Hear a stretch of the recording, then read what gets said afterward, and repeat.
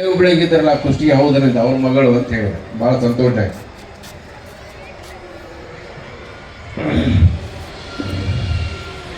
ಯಾವುದೇ ಆಪೇಕ್ಷೆ ಇರಲಾರ್ದನೆ 30 ವರ್ಷಗಳ ಕಾಲ ಸಂಗೀತ ಸೇವೆಯನ್ನು ಮಾಡ್ತಾ ಬಂದಿರುವಂಥವರು ಸದಾನಂದರವರು. ಕಳೆದ 4-5 ವರ್ಷಗಳಿಂದ ಬಸವರಾಜ ಸಜ್ಜನ್ ಅವರು ಮಾಡ್ತಾ ಇದ್ದಾರೆ. ಬಸವರಾಜ ಸಜ್ಜನ್ ಅವರನ್ನ ಮೊನ್ನೆ ಬೇಲಿ ಮತ್ತು ಹೊಲ ಪ್ರಗತಿ ಕಲಾವೃಂದದಿಂದ ಸವಾಯಿ ಗಂಧರ್ವ ಹಾಲ್ನಲ್ಲಿ ಒಂದು ನಾಟಕ ಆಯಿತು. ಆ ಸಂದರ್ಭದಲ್ಲಿ ಪೊಲೀಸ್ ಅಧಿಕಾರಿಯಾಗಿ ಅವರು ಪಾತ್ರವನ್ನು ಅಭಿನಯಿಸಿದರು. ಎಷ್ಟು ಅತ್ಯುತ್ತಮವಾಗಿ ಪಾತ್ರ ಅಭಿನಯ ಮಾಡಿದರು ಅಂತಂದ್ರೆ, ಆ ಒಂದು ಕಾರ್ಯಕ್ರಮಕ್ಕೆ, ಆ ಒಂದು ನಾಟಕಕ್ಕೆ ಪೊಲೀಸ್ ಅಧಿಕಾರಿಗಳು ಬಂದಿದ್ದರು. ಅವರಿಗೆ ಅನಿಸ್ತು ಪೊಲೀಸ್ ಅಧಿಕಾರಿ ಇದ್ರೆ ಬಸವರಾಜ ಸಜ್ಜನಂಗಿರ್ಬೇಕಂತ ಅವ್ರಿಗೆ ಅನಿಸ್ತು. ಅಂದ್ರೆ ಪೊಲೀಸ್ ಅಧಿಕಾರಿಗಳನ್ನ ನಾಚುವಂಗ ಆ ಪಾತ್ರಾಭಿನಯ ಮಾಡಿದ್ರು ಬಸವರಾಜ್. ಆ ಡೈಲಾಗ್ ಡೆಲಿವರಿ, ಆಕ್ಟಿಂಗು ಬಹಳ ಅತ್ಯದ್ಭುತವಾಗಿತ್ತು. ನಾಟಕ ಮುಗಿದ ತಕ್ಷಣ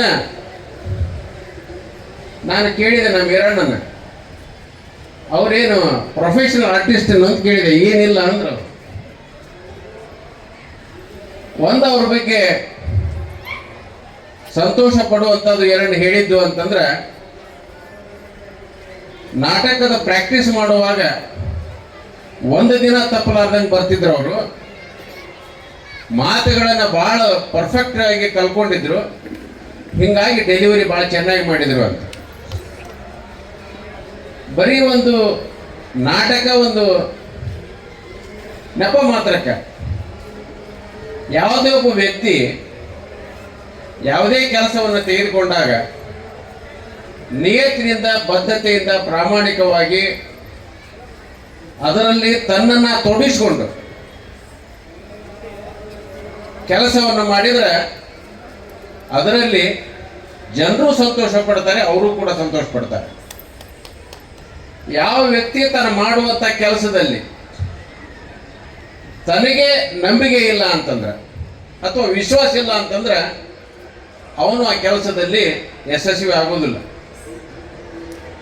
ನೋಡಿ, ಅವರ ಪಾತ್ರಾಭಿನಯ ನೋಡಿದ್ರೆ ಬಹಳ ವರ್ಷಗಳ ನಂತರ ಸವಾಯಿ ಗಂಧರ್ವ ಹಾಲ್ ಫುಲ್ ಆಗಿ ಮೇಲ್ಗಡೆ ಕುಳಿತಿದ್ರು. ಅವತ್ತು ಆ ಪಾತ್ರಾಭಿನಯ ನೋಡಿದ ನಂತರ ಮೊನ್ನೆ ನಮ್ಮ ಮನೆಗೆ ಬಂದು ಈ ಆಮಂತ್ರಣ ಪತ್ರಿಕೆಯನ್ನು ಕೊಟ್ಟರು. ಕೊಟ್ಟ ನಂತರ ಇವರೇ ಸಂಗೀತಗಾರದಾರ ಅಂತ ನನಗೆ ಗೊತ್ತಿದ್ದಿದ್ದಿಲ್ಲ. ಒಂದು ಕಾರ್ಯಕ್ರಮ ಮಾಡ್ತಾ ಇದ್ದಾರೆ, ರಸಮಂಜರಿ ಕಾರ್ಯಕ್ರಮ. ಒಂದು ಸಂಸ್ಥೆಯನ್ನು ಕಟ್ಟಿದ್ದಾರೆ. ಇವರು ಪ್ರೋತ್ಸಾಹ ಕೊಡಬೇಕು, ಹೋಗಬೇಕು. ನಮ್ಮ ಈರಣ್ಣ ಪಾಳ್ಯದವ್ರು ಹೇಳಿದಾಗ ಆಯಿತು ಅಂತ ನಾನು ಬಂದೆ. ಇವತ್ತು ನೋಡಿದಾಗ ಗೊತ್ತಾಯಿತು ಅವರು ಒಬ್ಬ ಅತ್ಯುತ್ತಮ ಸಂಗೀತಗಾರದಾರ ಅಂತ. ಒಬ್ಬ ಕಲಾವಿದನಿಗೆ ಆಸಕ್ತಿ ಬೇಕು ಮತ್ತು ಹೊಸತನ್ನ ಕಲ್ಕೋಬೇಕು ಅನ್ನೋದು ಬೇಕು. ಅದರಲ್ಲಿ ತಾನು ಇನ್ವಾಲ್ವ್ ಆಗಬೇಕು.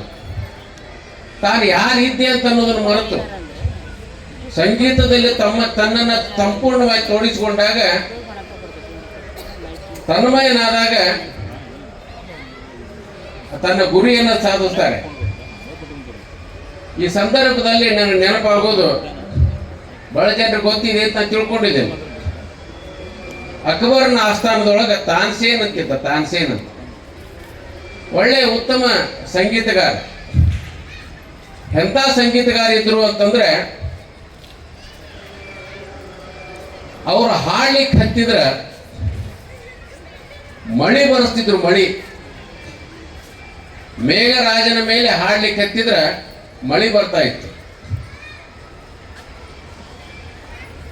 ಅಥವಾ ತಂಪಿತ್ತು ಅಂತಂದ್ರೆ ಅವ್ರ ಹಾಡಿಗೆ ಪ್ರಖರವಾದ ಬಿಸಿಲು ಬರ್ತಿತ್ತು. ಒಂದು ಕಾರ್ಯಕ್ರಮದೊಳಗೆ ಅವರು ಹಾಡುವಂಥ ಸಂದರ್ಭದೊಳಗೆ ಅಲ್ಲಿದ್ದಂಥ ಪ್ರೇಕ್ಷಕರ ಮೈಯೆಲ್ಲ ಬಿಸಿಯಾಗಿ ಜ್ವರ ಬಂದು, ಅಂದ್ರೆ ಒಬ್ಬ ಸಂಗೀತಗಾರ, ಅದರಲ್ಲಿ ವಿಶೇಷವಾಗಿ ಶಾಸ್ತ್ರೀಯ ಸಂಗೀತಗಾರ ಮನಸ್ಸು ಮಾಡಿದ್ರೆ ತನ್ನನ್ನು ತಾವು ತೊಡಗಿಸಿಕೊಂಡ್ರೆ ಯಾವ ಮಟ್ಟಕ್ಕೆ ಹೋಗ್ಬೋದು ಅಂತ ಅನ್ನೋದಕ್ಕೆ ಇದು ನಿದರ್ಶನ. ಅಕ್ಬರನ ಆಸ್ಥಾನದೊಳಗಿದ್ರು ಅವ್ರು ತಾನ್ಸೇನ್. ಅಕ್ಬರ ಕೇಳಿದ್ರು, ನೀನ್ ಇಂಥ ಒಳ್ಳೆಯ ಸಂಗೀತಗಾರ ಇದೆಯ, ನಿನ್ನ ಗುರುಗಳು ಯಾರು ಅಂತ ಕೇಳಿದ್ರು. ಅವಾಗ ತಾನ್ಸೇನ್ ಬೋವಾ ಸಂಗೀತಗಾರ ಹೇಳ್ತಾರೆ, ನನ್ನ ಗುರುಗಳು ಇಂಥವ್ರು ಅದಾರಲ್ಲ, ಸರಳ ನಿಮ್ ನೋಡ್ಲಿಕ್ಕೆ ಸಿಗೋದಿಲ್ಲ ಅಂತಾರ. ನಾನು ಅಕ್ಬರ್ ಬಾದ್ಶಾ ಅದೇನಿ. ಒಮ್ಮೆ ನಮ್ಮ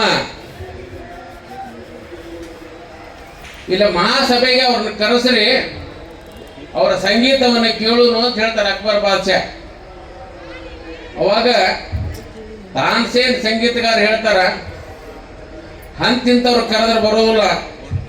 ನಾನು ಅಕ್ಬರ್ ಕರೆಯಾಗತ್ತೀನಿ, ನೀವು ಕರೆದ್ರು ಬರೋದಿಲ್ಲ. ಆಯ್ತಪ್ಪ, ಅವ್ರು ಎಲ್ಲಿದಾರ ಹೋಗೋನು ಅಂತ. ನಾನು ಬಾದ್ಶಾ ಅದೇನಿ, ನಾನು ಚಕ್ರಾಧಿಪತಿ ಅದೀನಿ, ನಾ ರಾಜ ಅದೇನಿ, ಹಾಡು ಅಂದ್ರೆ ಹಾಡೋದಿಲ್ಲ ಅವರು. ಅವರ ಸಂಗೀತವನ್ನು ನೀವು ಕೇಳಬೇಕು ಅಂತಂದ್ರೆ ಮಾರು ವೇಷದಲ್ಲಿ ನೀವು ಬರಬೇಕು ಅಂತ ಹೇಳ್ತಾರೆ. ನಾಳೆ ಮುಂಜಾನೆ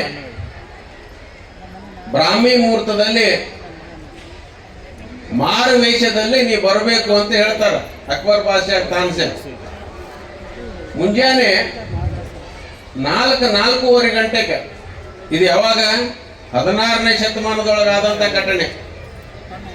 4:30 ಗಂಟೆಗೆ ತಾನ್ಸೇನ್ ಸಂಗೀತಗಾರ ಅಕ್ಬರ್ ಬಾದ್ಶಾ ಕೂಡಿ ಹೋಗ್ತಾರೆ ಕುದುರೆ ಮೇಲೆ. ಕುದುರೆಯನ್ನು ದೂರ ನಿಂದಿರಿಸಿ ನಡೆಯಕ್ಕೆ ಸ್ಟಾರ್ಟ್ ಮಾಡ್ತಾರ. ಅಲ್ಲಿ ಪ್ರಾಣಿಗಳು ಪಕ್ಷಿಗಳು ನೃತ್ಯವನ್ನು ಮಾಡ್ತಿರ್ತಾವ ಹೊಳಿ ದಂಡಿ ಮೇಲೆ. ಯಾಕೆ ನೃತ್ಯ ಮಾಡ್ತಿರ್ತಾವ ಅಂತಂದ್ರ ಅವರ ಗುರು ಏನದಾರ ಹರಿದಾಸ ಗುರು ಅಂತ, ಹರಿದಾಸ್ ಅಂತ.